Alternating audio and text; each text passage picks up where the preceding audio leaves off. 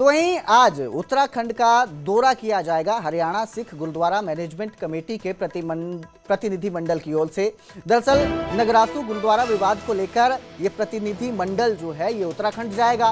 प्रतिनिधि मंडल उत्तराखंड के हालातों का जायजा लेगा। 5 सदस्यीय जो प्रतिनिधि मंडल है वो उत्तराखंड पहुंचेगा, जिस तरह के हालात वहां पर हैं उनका जायजा लेगा। इसके साथ ही प्रतिनिधि मंडल स्थानीय लोगों से भी मुलाकात करेगा। तो हरियाणा सिख गुरुद्वारा मैनेजमेंट कमेटी ने 5 सदस्यों का ये डेलीगेशन बनाया है जो उत्तराखंड पहुंचेगा और श्रद्धालुओं से जुड़ी शिकायतों को लेकर चर्चा की जाएगी। ग्रामीण जो वहां के स्थानीय लोग हैं, जो विवाद हुआ था उस पूरे विवाद का जायजा लिया जाएगा और जो भी समस्याएं वहां पर पैदा हो रही हैं उन सब को लेकर आज चर्चा की जाएगी। डेलीगेशन वहां पहुंचेगा, उत्तराखंड पहुंचेगा और फिर स्थानीय लोगों से बातचीत करके हालातों का जायजा लिया जाएगा।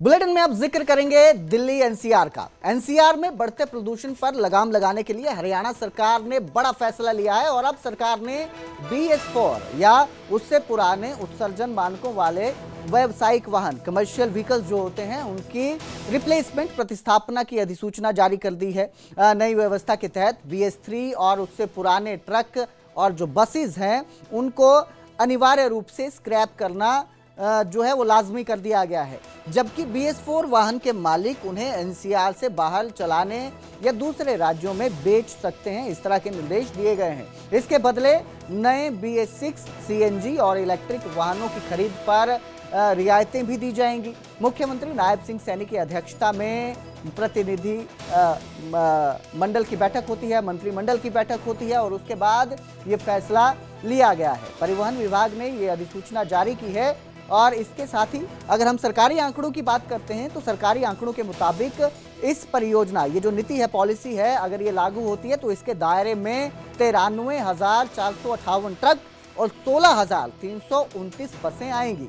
सरकार का उद्देश्य प्रदूषण कम करना और स्वच्छ परिवहन व्यवस्था को बढ़ावा देना है और इसी के चलते एनसीआर के इलाके जो हैं उन सब में ये नए निर्देश जारी किए हैं कि जो भी BS3, BS4 या इससे पुराने कमर्शियल व्हीकल हैं अब उनको सड़कों से हटाने की पूरी तैयारी कर ली गई है और जो ट्रक रहेंगे, बसेस रहेंगी वो एनसीआर के बाहर चलेंगी या जो BS4 के जो वाहन हैं उन्हें एनसीआर के बाहर बेचा जा सकता है।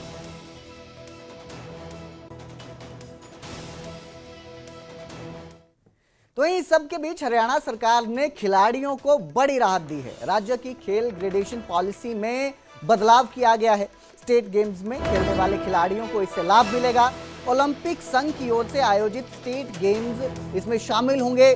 सरकारी नौकरियों में खिलाड़ियों को अब ज्यादा फायदा मिलेगा। खेल मंत्री और मुख्यमंत्री के फैसले का स्वागत भी किया गया है। कृष्ण लाल पंवार मुख्यमंत्री का आभार उन्होंने जताया है। खिलाड़ियों के भविष्य को मजबूत बनाने पर जोर दिया जा रहा है, ऐसा उनका कहना है। जिस तरह से नया ये फैसला लिया गया है सरकार की तरफ से खिलाड़ियों को लेकर, इसका स्वागत करते हुए उन्होंने कहा कि जो भी खिलाड़ी हैं उनके भविष्य को मजबूत करने में सरकार जोर दे रही है।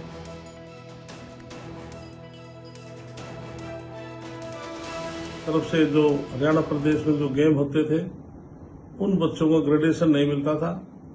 आज सरकार ने फैसला लिया है उन बच्चों को ग्रेडेशन मिलेगा, तो बहुत अच्छा कार्य बच्चों के भविष्य के लिए सरकार ने किया है। तो मैं दोबारा फिर हरियाणा प्रदेश के मुख्यमंत्री का और स्पोर्ट्स मिनिस्टर का बहुत बहुत धन्यवाद करता हूं। धन्यवाद। और बुलेटिन में अब जिक्र करेंगे हिमाचल प्रदेश का। हिमाचल प्रदेश के मुख्यमंत्री सुखविंदर सिंह सुक्खू बड़ा बंगाल का दौरा करेंगे। बड़ा बंगाल दुर्गम इलाकों में से एक है जहां ये दौरा जो है उनका एक पहल माना जा रहा है, विकास की नई पहल माना जा रहा है। मुख्यमंत्री सरकार गांव के द्वार कार्यक्रम के तहत बड़ा बंगाल पहुंचेंगे और ये जो इलाका है ये जो है काफ़ी अलग इलाका है। यहाँ पर पहुँचने वाले बहुत कम लोग रहते हैं। दुर्गम इलाकों में से एक ये इलाका माना जाता है और मुख्यमंत्री का जो ये दौरा है एक पहल माना जा रहा है। बड़ा बंगाल पहुंचकर वहाँ पर मुख्यमंत्री रात में प्रवास भी करेंगे, रात में रुकेंगे। इसके साथ ही स्थानीय लोगों से सीधा संवाद करेंगे, उनकी समस्याओं को सुनेंगे। इस दौरान क्षेत्र में विकास योजनाओं की समीक्षा भी की जाएगी। साथ ही हालिया प्राकृतिक आपदा से हुए नुकसान का भी जायजा लिया जाएगा। जाएगा। मुख्यमंत्री ने कहा कि बड़ा बंगाल को सड़क मार्ग से जोड़ने और दूर दराज के क्षेत्रों तक विकास पहुंचाना सरकार की प्राथमिकता है। प्रभावित लोगों को हर संभव सहायता उपलब्ध करवाई जाएगी, ये भी मुख्यमंत्री सुखविंदर सिंह सुक्खू ने दावा किया है। बंगाल का मेरा कार्यक्रम काफ़ी समय से बन रहा था और आखिरकार अब कल ये कार्यक्रम बना है और बड़ा बंगाल में सरकार गांव के द्वार कार्यक्रम के तहत मैं एक रात गांव में रहूंगा।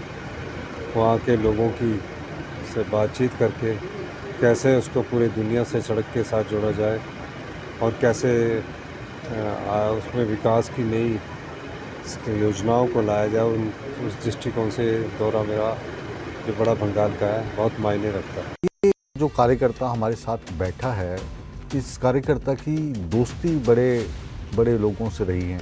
नरेंद्र मोदी साहब, सुना तो ये है कि आप और नरेंद्र मोदी जी हों या मनोहर लाल खट्टर हों, स्कूटर पर कभी कभी ट्रिपली भी मारते थे। ऐसे कौन कौन से विधायक हैं जिनको आपको लगता है कि आपके कार्यकाल में आपको बहुत परेशान किया? एक तो आपके परम मित्र अभय चौटाला जी हो गए, और कौन कौन? देखिए, हुड्डा साहब परेशान करते हैं।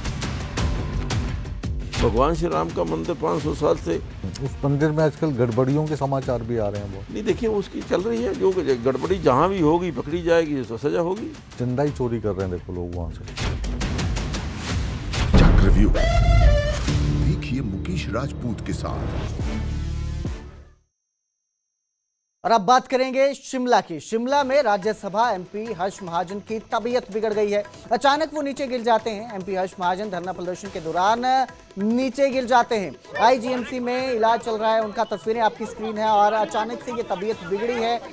शिमला में हर्ष महाजन है, सांसद हैं, और इनकी तबीयत बिगड़ जाती है। प्रदर्शन कर रहे थे और प्रदर्शन के दौरान ही वो नीचे गिर जाते हैं, जिसके बाद वहां पर मौजूद लोग उन्हें उठाकर अस्पताल पहुंचते हैं। अस्पताल में इलाज चल रहा है। शिमला के आईजीएमसी अस्पताल में उनका इस वक्त इलाज चल रहा है। बड़ी खबर आपको दे रहे हैं, इस वक्त धरना प्रदर्शन किया जा रहा था और उस वक्त धरना देते हुए सांसद हर्ष महाजन जमीन पर गिर जाते हैं। अचानक से उनकी तबीयत गिरती है और वो जमीन पर गिर जाते हैं। मौजूद धरना में मौजूद लोग उन्हें संभालते नजर आ रहे हैं। आपकी स्क्रीन पर ये तस्वीरें आप देख सकते हैं कि जब लोग उन्हें पकड़े हुए हैं तो भी वो नीचे गिर रहे हैं, संभाल नहीं पा रहे हैं खुद को। इसके बाद उनको लोग उठाकर अस्पताल की ओर भागते हैं। जल्दी से उन्हें अस्पताल पहुंचाया जाता है। शिमला के आईजीएमसी अस्पताल में उनका इलाज चल रहा है। तो अचानक तबीयत बिगड़ी है, किस वजह से ये तबीयत बिगड़ी है फिलहाल ये जांच की जा रही है, उसके बाद ही पता चल पाएगा कि अचानक से क्या होता है। लेकिन आप देख सकते हैं कि जैसे ही उनकी तबीयत बिगड़ती है, आसपास लोग मौजूद थे, वो उन्हें पकड़ते हैं, सहारा देने की कोशिश करते हैं।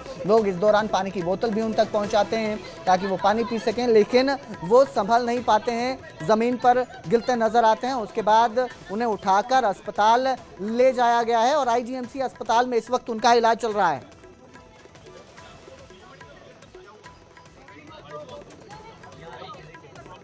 भाई